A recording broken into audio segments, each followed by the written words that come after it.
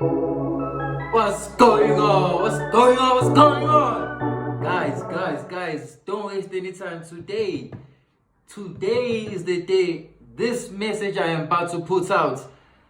I have a guest all the way from the United States. Grew up in New York. But today he's here on my platform to share a message with you. So if you want to learn, want to become better, be sure to listen and tune into the message. Love all of you dearly. What's going on, everybody? What's going on, everybody? What's going on? Welcome to another episode of Mindful Matters Academy. Today, you guys are not about to believe what I've been working on, what strings I've been pulling to make sure that all you guys get the best knowledge. Today, I got a guest that's all the way in the United States. Matter of fact, let me not even ruin it. Robert, how are you doing? Hold on. Come on. Yes, sir. How are you doing today, sir? Yeah. Fantastic, brother. How are you doing, Kevin? I'm wonderful. I'm wonderful. First of all, I would like to say, so you don't understand how thankful I am for this. And I've been praying Man, for this moment. I've been very excited, thinking for this moment, preparing for this moment to ensure that the day I meet you, we can actually create a message that whoever hears the message you create will impact their lives in a positive way. you So make me feel good, man. You make me feel fantastic. I'm honored. I appreciate you. I just try my best. I'm only a humble servant of God. So for the people that Yeah. don't know you, Robert, do you mind telling them where you currently are located, who you are, and what is it? Just a short introduction on who Robert actually is, just so we can warm up the Yeah. juices of the people. Yeah. I live in Maryland, US, and I own a training company, Kinetic Communications. We train leaders, helping them to deliver critical messages with confidence. We also work with small business owners, helping them to tell their stories on stage and on video so they can attract more clients and generate more income using their stories. So that's what I do in a nutshell. Outside of that, I am a dad, I'm a husband, been married almost 22 years this year, and yeah, I'm a PK. I grew up as a pastor's kid, and so been in Hmm. church my entire life, pretty much. So that's me in a nutshell, man. This wonderful. This wonderful. So these questions, I'm just going to ask them. This is just going to be a normal conversation because the goal and each and everything that I'm trying to do is I don't want to be perfect. I just want to be authentic, genuine. That's the kind of energy I want to emit out into the universe. So do you mind just telling me how did growing up in a spiritual family actually impact your life in a positive way? How did growing up in a spiritual family contribute to you becoming the man, this great man Right. I am actually looking at today, sir?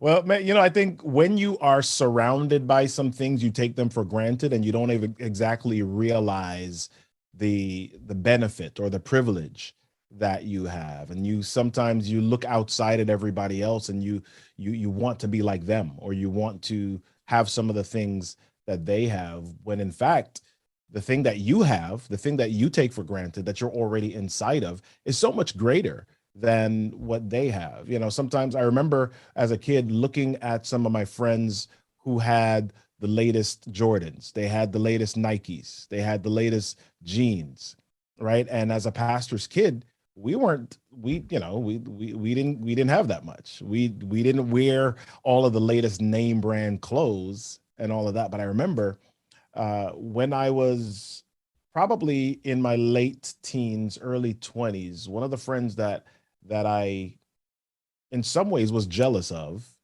Mm. um, got shot. Right? He was involved in some stuff or whatever, and he got shot. And I went to visit them in the hospital. And at that moment, I realized, I said, "Man, you can have some physical things, you can Mm. have some material things, but uh, it- that doesn't disqualify you from nearly losing your life, right? As a Mm. matter of fact, it might be the reason that you nearly lose your life. Because I grew up in New York City. I grew up Mm, in New York City, and people will try to rob you for your sneakers or for your clothes or and those types of things. And I know that there are people that died because of a jacket, a leather jacket that they wore, right? And so, now at this space, really recognizing that the I'll say it this way, the blessing of poverty, mm. the benefit of living a life where I had two parents who loved us and who woke us up in the morning to sit and read and worship, right? That had the blessing of having a family that was together and grew us up where we all loved each other. And to this day, we just this Saturday we just had dinner together, my mom's birthday. We all of us are in the same house, and we're able to sit together and love each other and laugh and have jokes and have arguments and do all of these great things that other people don't always have. So I'm just blessed. I'm just grateful for the upbringing that I had. Mm, mm, mm, mm, mm. What's a very beautiful story, Robert. What's a very touching story. And on those words that you just said right now, do you mind? You said you do leadership development training as part of the gifts that you actually have that God has blessed you with in life, right? Do you mind Right. from your story, from your experiences in life, from what you've seen in life with the wisdom and the knowledge that you have in life, do you mind telling the people that are listening to our message right now how if you want to become a leader in society, how important being a spiritual being is, how important spiritual awakening is if you want to be a leader in society that wants to dance and Right. make ways for people that others can actually follow for you. Do Yeah. you mind sharing that Yeah. with me? Well, I think that's an important question, and it's a question that if we want the answers to, we can just look back at all of the great leaders in history, right? Mm, If we look back at Gandhi, if we look back at Martin Luther King, if we look back at Mother Teresa, if we look back at Winston Churchill, if we look back at Golda Meir, if we look back at a lot of the great leaders, they had a strong spiritual base, mm, right? And here's the reason why that's important is because when you are in leadership, a lot of times, and people look at leaders and they think that they've got it all together and they are almost envious of leaders. But mm, leadership can be one of the most lonely things that you can do, right? Because people are looking up to you. You have this responsibility on your shoulders. And here's the thing about leadership. Sometimes we, as leaders, we don't want to do it, mm. right? Very We don't true. want to do it, but we're called to it, right? And Mm, so no matter where you go, it follows you. It shows up in some way, shape, and form. I can't tell you how many times in my life that I walk into a room of people that I don't know, and they say, Robert, you lead this discussion, you do this, can you do this? I mean, I moved from one state to the other, and I go to a church and they say, hey, can you lead praise and worship? Right? I'm like, how do you know? I mean, you don't know me.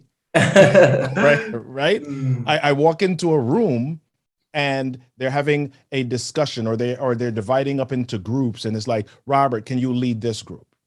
How do you know? You don't know me, right? So I mean, we leadership follows us. I remember when I was in college, I was playing for this group. I played for a choir my freshman year, mm, and I was in the basement of one of the dormitories setting up my keyboards for the rehearsal. And as I was setting up the keyboard, there was this man standing some benches back, and he was just kind of looking at what I was doing. mm. And I was creeped out for a second. I was like, why is this dude staring at me? I mean, what's going on? So, he came up to where I was and he said, hey, can I talk to you for a moment? I said, sure. He said, well, I've been seeing you play for these choirs. I've been seeing you play for the groups, and something's telling me that there's more. I said, what do you mean? And he was a chaplain for our school. And he Mm, said, it feels to me, something's telling me that you're hiding behind the keyboard. You're mm, hiding behind the piano, when in mm, mm. fact, you should be out in front of the microphone.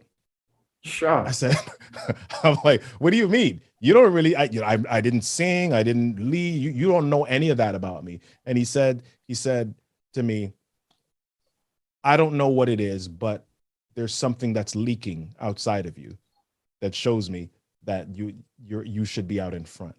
Mm, And so, he told me that. The next summer, I decided I was going to form my own group. I formed a group. We started recruiting for the college. We ended up recording some stuff, that was just kind of one of the start of some of the great moments in my life where leadership called me even when I wasn't listening. mm, mm, Right. mm, And mm, so, mm, the Bible has tons of those stories. I mean, Jonah's running away. Yeah, the leadership follows Jonah, right? I mm, mean, mm, mm, Moses is trying not to lead, but he literally leaves his country and goes to another country, and leadership finds him at the burning bush, right? mm, So mm, we've mm. got so many different examples and stories of leaders, and I believe that everybody in some portion of their life is and can be a leader, and it's going to follow you. It's Mm, going to mm, mm. haunt you. Mm.